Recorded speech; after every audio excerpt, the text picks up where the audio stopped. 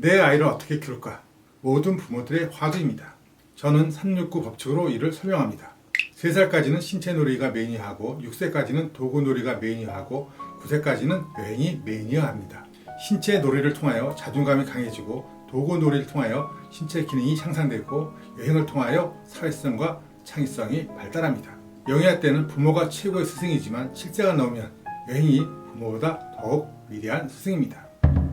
획기적인 야외 놀이법입니다. 아빠가 쉬는 날 자녀와 공원이나 놀이공원에 놀러 가기도 합니다. 그런데 그곳에 가도 막상 재미가 없는 경우가 있습니다. 그러면 아이는 심심해 하고 노래를 부르면 아빠의 스트레스는 상승합니다. 그러나 이 노래를 하면 아빠는 그저 미소만 지으면 됩니다. 바로 풍선다발 날리기입니다. 아이는 지칠 때까지 뛰어다닙니다. 준비물은 풍선과 비닐봉지입니다. 풍선을 여러 개 분 후에 비닐봉지 안에 넣으면 풍선다발이 완성입니다. 상상해보세요. 아이가 걸을 때마다 깡통 5개가 덜그럭거리며 아이를 따라갑니다. 바로 깡통 신발입니다. 만들기는 간단합니다. 깡통 5개를 끈으로 묶은 후 아이의 발목에 연결하세요. 그럼 완성됩니다. 이제 아이가 걸어다니면 저절로 놀이가 됩니다. 걸을 때마다 아이의 웃음꽃은 떠나지 않습니다. 풍선이나 페트병으로 할 수 있으며 전혀 색다른 감동을 줍니다. 야외 놀이의 왕은 연날리기입니다. 자녀와 야외에 놀러가면 연은 꼭 준비해주세요. 그냥 꼬리연이면 충분합니다.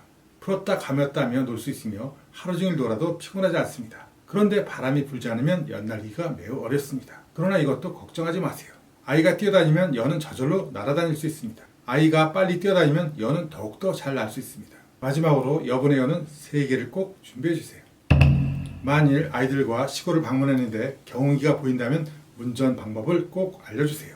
운전하기 결코 어렵지 않습니다. 만일 아빠가 모른다면 동네 사람에게 부탁해보세요. 전진과 후진, 중지를 알려주고 곁에서 보조해주세요. 경운기의 강력한 엔진 소리는 심장을 벌렁거리게 하고 운전을 통해 스릴을 느끼고 평생의 추억이 될 것입니다. 자격은 초등학교 고학년 이상입니다. 가을이 되면 모든 산에서 단풍이 들어서 아름답지만 곧 단풍이 떨어지기 시작합니다. 우리에겐 아름다운 단풍이지만 청수부에겐 골치가 아프겠죠. 그런 낙엽을 모으고 모으면 커다란 태산이 됩니다. 이제 그 위에서 점프도 할 수 있고 이불처럼 덮어도 됩니다. 만일 겨울에 산에서 조난을 당하고 밤이 찾아오면 어떻게 하면 좋을까요?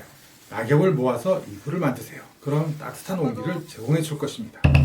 여름놀이의 왕은 물총싸움입니다. 물총싸움으로 아이들과 즐거운 여름을 보낼 수 있습니다. 그런데 물총이 없다고 걱정하지 마세요. 페트병 물총이 있습니다. 먼저 500ml 페트병 10개를 준비하세요. 그리고 페트병 중앙에 송곳으로 구멍을 뚫으세요. 구멍의 크기가 물줄기의 양을 결정합니다.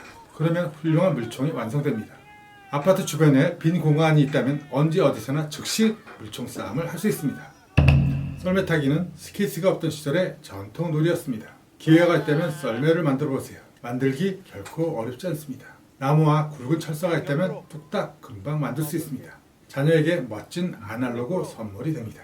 요즘 겨울이라고 자녀 외출을 꺼리는 엄마들도 있습니다. 그런데 그런 아이가 감기에 더욱 잘 걸립니다. 추위를 이기려면 추위 속에서 많이 놀아봐야 합니다. 그래야 내성이 생기면서 더욱 건강해집니다. 여름에 썰매 타기를 상상해 본 적이 있습니까? 불가능하다고요? 가능합니다.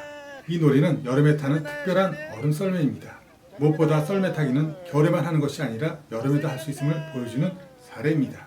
만들기 결코 어렵지 않습니다. 준비물은 사절 크기의 각 얼음과 노끈과 골판지입니다.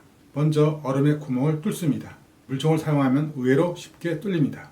그리고 노끈을 묶고 얼음 위에 골판지를 올려놓습니다. 이제 아빠가 끈을 잡고 끌어주면 됩니다. 최적의 장소는 잔디밭입니다.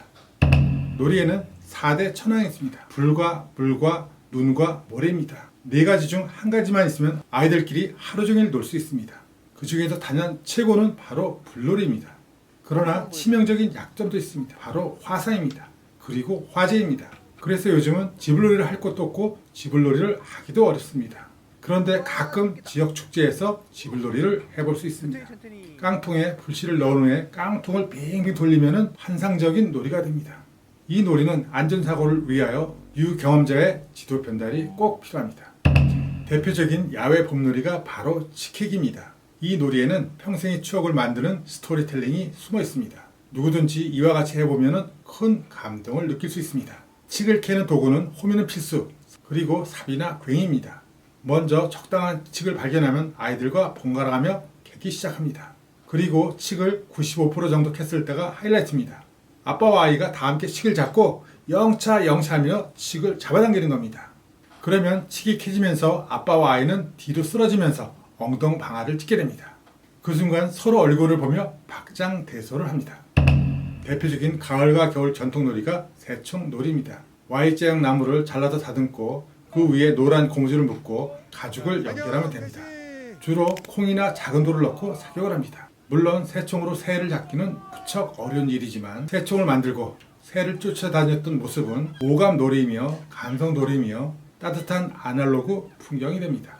수제비는 밀가루로 만든 전통 음식이지만 물수제비란 얇고 작은 돌이 물 위에 통통통하고 튀기면서 날아가는 것을 말합니다. 초보자는 한두 번이 고작이지만 고수가 되면 무려 10번을 넘기기도 합니다. 그러므로 유경험자인 아빠에게 노하우의 전수가 꼭 필요합니다. 놀이는 결코 어렵지 않습니다. 아이가 즐거우면 무엇이든지 놀이가 됩니다. 아이들이란 놀이를 통하여 세상을 배우고 다양한 인성이 형성됩니다.